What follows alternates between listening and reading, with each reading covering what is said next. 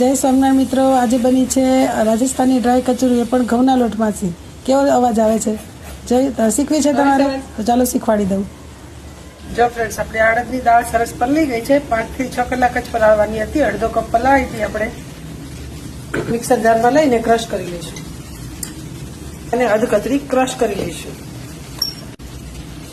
જો ફ્રેન્ડ્સ, આવી પીસી લેવાની છો. જો ફ્રેન્ડ્સ, મેં લઈ લીધું છે વરિયાળી 1 ચમચી, 1 ચમચી જીરું, 1 ચમચી દાણા, અને સરસ પીસી લે. 1 ટેબલસ્પૂન આદુ મરચી, જે આપણે મસાલો બનાવ્યો હતો એ.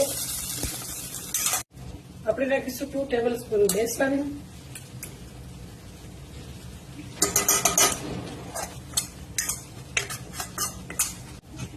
દાળ સરસ શેકાઈ જાય પછી આપણે નાખીશું અડદની દાળ,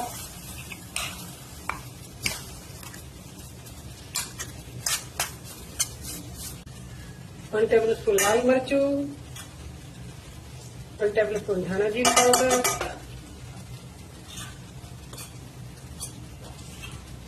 અડધી ચમચી હળદર, 1 ટેબલ સ્પૂન ગરમ મસાલો, 1 ટેબલ સ્પૂન આમચૂર પાવડર, અડધી ચમચી મીઠું. જો ફ્રેન્ડ્સ, આપણો મસાલો પણ બની રેડી છે. હવે આપણે એને સરસ નાના ડૂવા પાડી દઈશું.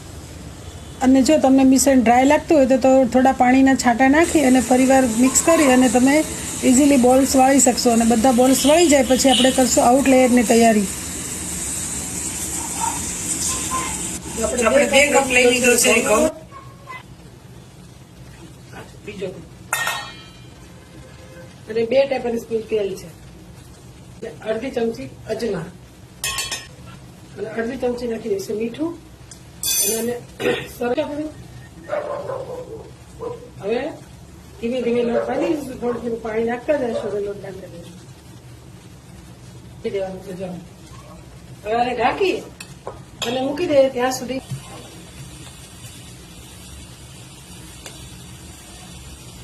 જો ફ્રેન્ડ્સ, આપણે લીંબા પાડી દીધા છે ને, આપણું આ સ્ટફિંગ તૈયાર છે. હવે આપણે બનાવી લઈશું કચોરી.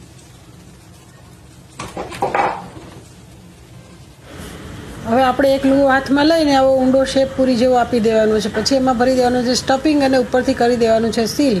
એટલે આપણે તમારા આઉટલેયર બધું ચારે બાજુથી સરખું થાય. અને જો તમને આવી રીતે ના ફાવતું હોય તો તમે પૂરી વણીને પણ સ્ટફિંગ ભરી શકો છો.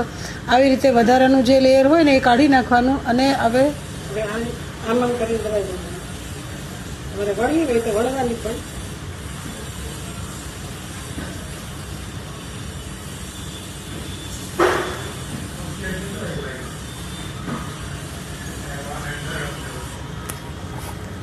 હવે આપણી બધી કચોરી બનીને તૈયાર છે ને આપણે તેલ પણ ગરમ કરવા મૂકી દીધું છે. જ્યારે આપણે કચોરી નાખીએ ત્યારે ગેસની ફ્લેમ મીડિયમ રાખવાની ને આવી રીતે તવીથાની મદદથી બધી કચોરી ફૂલાવી દેવાની. પછી ગેસની ફ્લેમ સાવ લો કરી દેવાની અને પછી આપણે ક્રિસ્પી થાય ત્યાં સુધી એને તળી લેવાની. આ લોટ તમારે ભાખરી કરતાં થોડોક ઢીલો અને રોટલી કરતાં સહેજ કઠણ રાખવાનો છે. એટલે તમારી કચોરી બધી ફૂલીને દડા જેવી થશે. મારો વિડીયો તમે ક્યાંથી જોવો છો તે તમે કોમેન્ટ કરીને કહેજો. ને વિડીયો ગમ્યો હોય ને તો લાઇક, કોમેન્ટ અને શેર જરૂર કરજો. ને વિડીયોને સેવ કરી રાખજો, કેમ કે ચોમાસાની સિઝન છે એટલે આપણે કચોરી ગરમા ગરમ બનતી હોય તો પછી વાત જ શું પૂછવી.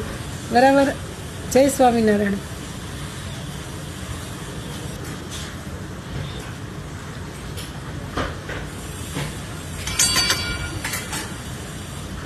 અને સાવ લો ગેસે તળવાની, હાવ 0 ફ્લેમ, એટલે મસ્ત કડકડી થાય.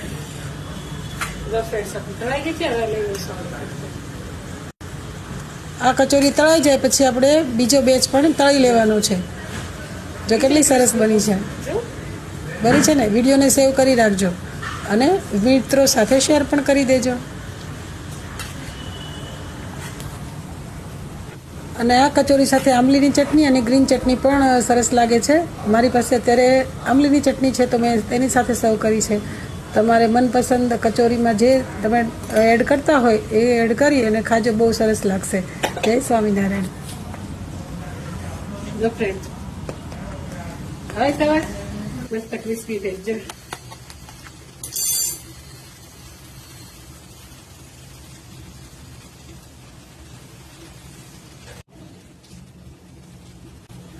કેવી લાગે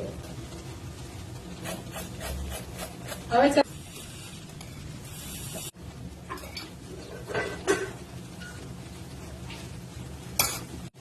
ટેસ્ટ કરી દઈએ કેવો છે